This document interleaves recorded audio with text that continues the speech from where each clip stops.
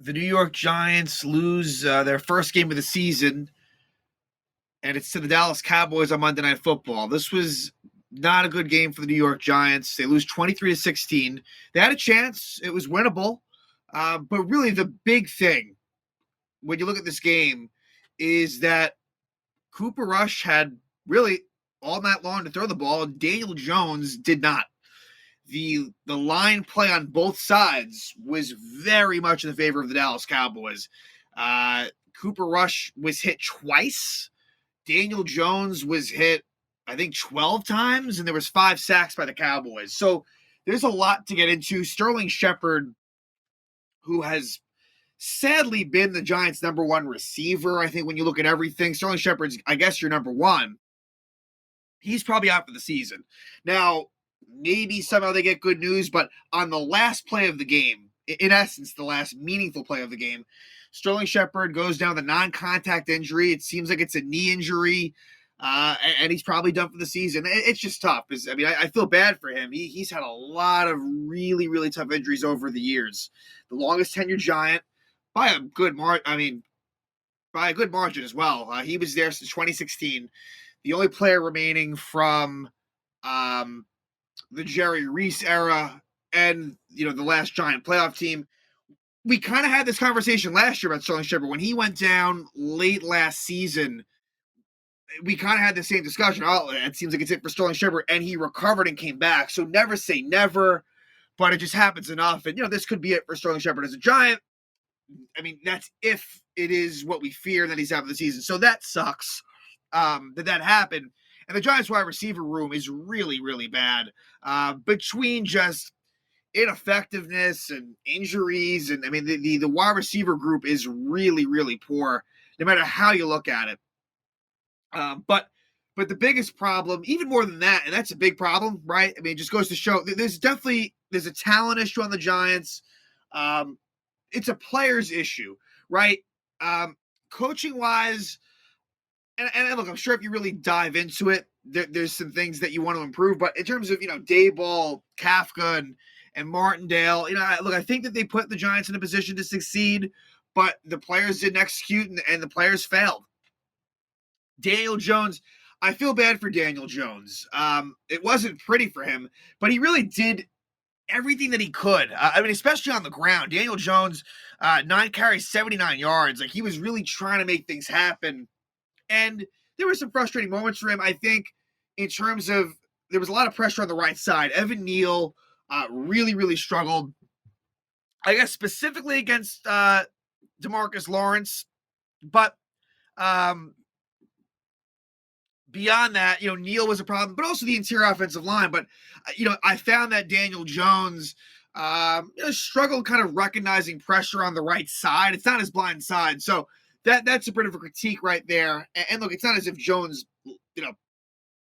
was lighting the world on fire. But if we're going to talk about complaints in this game, he really is very, very low on that list.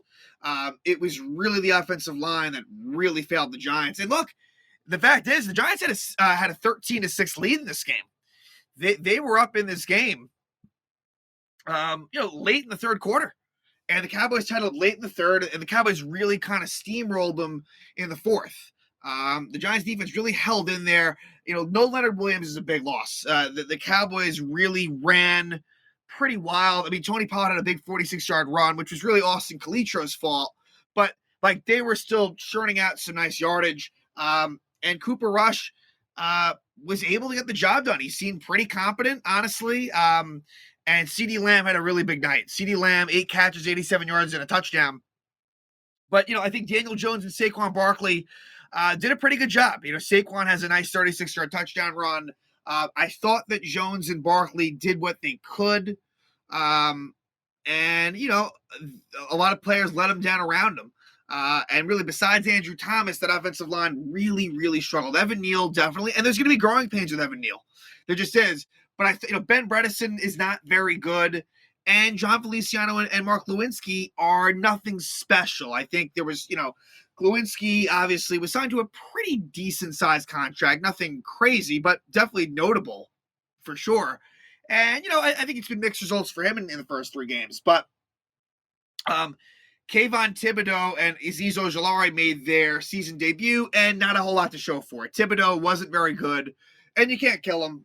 He's a rookie. He was injured. So we'll see what happens. But yeah, certainly a rough night for the first round picks of Thibodeau and Neal. Ojulari wasn't really great either. He did draw some holding penalties, and there was some stuff going on there, but not great either. Again, with no Leonard Williams, it's definitely very problematic. This is a tough loss because if the Giants could have went 3-0, I think you can, at that point, really start to believe that the Giants being in the playoffs really being a possibility. But now with this loss, it really, I think it's a reality check that probably isn't likely to happen. Now, look, there's a lot of winnable games in the schedule. Next week, home against the Bears, that's a big game. Because to me, if you win that game, then things can become interesting deep into the season. But if you lose, all of a sudden, you might be looking at just another bad season where 2-0 was just kind of a bit of an outlier and it just started out well. Which, look, is better than what we can say for recent seasons for the Giants, but it's tough to lose to the Cowboys. The Giants really do struggle on Monday Night Football regularly, especially in recent years, but historically as well. Really struggle on prime time. They really struggle against the Cowboys, and so it's tough. I feel like this was a very big game. I was very much looking forward to it, and they were in it. It was winnable, but Dallas was the better team. Dallas deserved to win. So let's go through the game. And the Giants have still not scored a first half touchdown this season, which is not what you want. But a lot of defense, I felt like Dallas probably feels as if they should have had a bigger lead coming out of the half. But the Cowboys have a decent drive to start. And then there is a key holding penalty that kind of stopped everything that was going on for the Cowboys. And so they punt, and the Giants don't have great field position to start, but this was a pretty impressive opening drive for the Giants after the Cowboys kind of had, a nice start. But then, penalties really hurt them. The Giants made some nice plays. I felt like they were being creative. Like it was encouraging. They were playing with pretty good pace. Sterling Shepard with some receptions. Daniel Bellinger was involved as well. Bellinger making a 20-yard catch to get the Giants to the Cowboy 29, and then things stopped at that moment. Incomplete to Golladay, incomplete to Shepard, another incomplete pass, and then and there was pressure as well. So they were lucky to have a 47-yard field goal opportunity, but unfortunately it was blocked. Nothing Graham Gano could do about it. Gano again was very good tonight, but Gano gets the kick blocked. And so we remain tied. And now the Cowboys have decent field position. They are able to get a field goal. The Cowboys, a 19-yard pass to Noah Brown.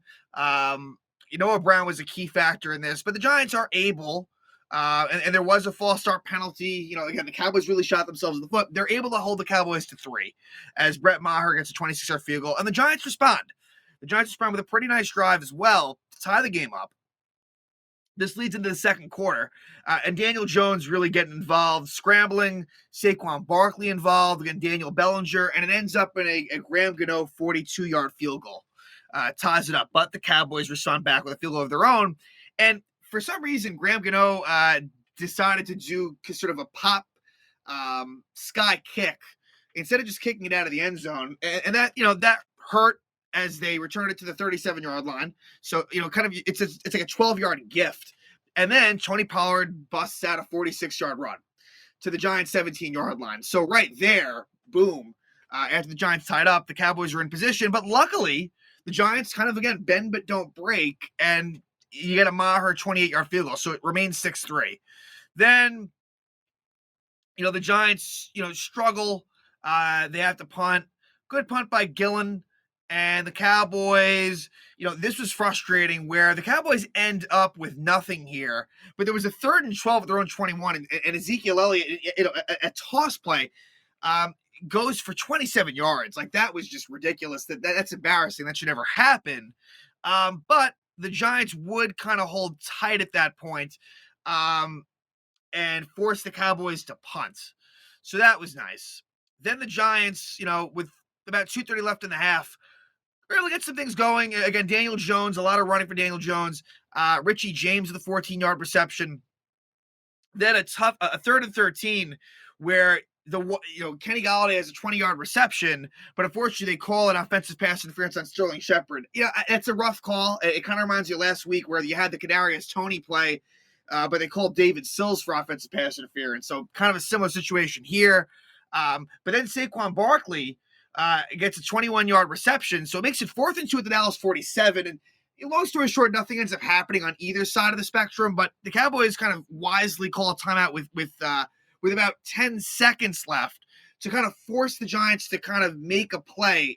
I think the Giants ideally were hoping to maybe let it go down to 4 seconds, then either do a Hail Mary or maybe try a long Graham Gano field goal, but they were kind of forced in some ways to go for it. And the Giants are unsuccessful, and then you end up having a 59-yard field goal attempt by Maher that was unsuccessful.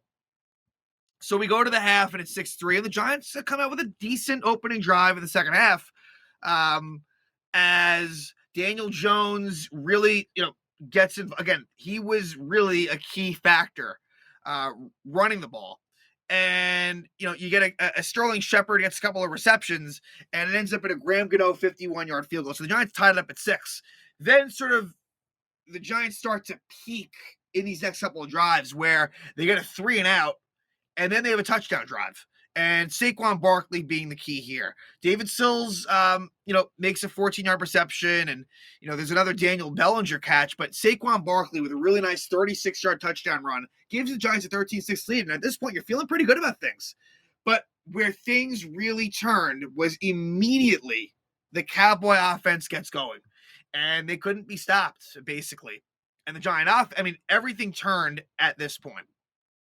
And, CeeDee Lamb was very much involved in this drive, and it ends up in a 1-yard touchdown for Zeke Elliott. It was quick. They really, 9 plays, 75 yards in 5 minutes, and they tie it up. And the Giants are unable to really do anything here. As we head into the fourth quarter, they punt, and the Cowboys, then have an 89-yard touchdown drive to take the lead. And, there was a very key 4th and 4 conversion at the Giant 41. This was a really key play, and CeeDee Lamb does get the first down. It was a close play, but he gets the first. And CeeDee is he really, especially in the second half, Lamb really goes off, and he has a really nice touchdown catch.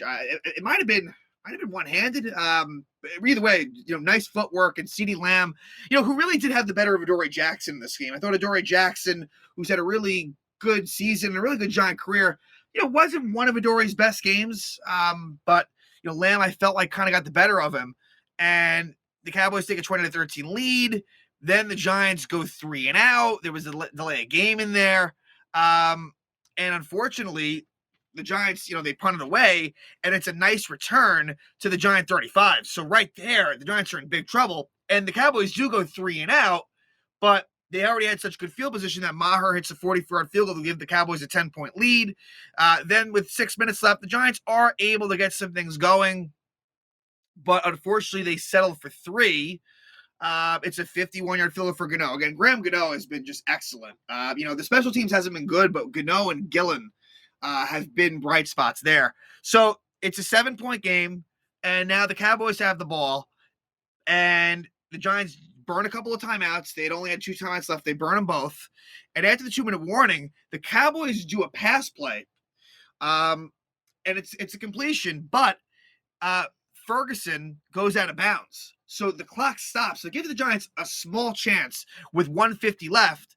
And, there is a Sterling Shepard reception, but eventually, and there had been no turnovers for either team to this point, but on 2nd and 15 at the Giants 16, it is David Sills slips on the route, and it's an interception. Diggs with the interception for the Cowboys, and that seals it on that same play as when Sterling Shepard gets the non-contact injury. So really tough way to end it. A winnable game for the Giants, but the Cowboys were the better team. The Cowboys deserve to win this game. The Giants dropped to 2-1. That's a tough loss in terms of the hopes that what the season could become. I think you really have to scale that back now. And now comes a really big game against the Chicago Bears, also 2-1. The Giants and the Bears are both 2-1, and really not great 2-1 teams by any means. But someone's got to win it, and it's a home game. And look, the Giants haven't really been a great home team over the years, but that's a key game. Like I said earlier, if you beat the Bears, you go to 3-1, then things at least become interesting. Probably somewhat deep into the season, but if you lose the Bear game, I really think there's a chance for things to really spiral out of control. The injuries build, but again, Brian Daboll, records his first loss, unfortunately, but hopefully the Giants can bounce back next week. It'll be a pretty big game against the Chicago Bears. Quick turnaround, but again, Giants lose to their NFC East rivals on Monday Night Football, 23-16.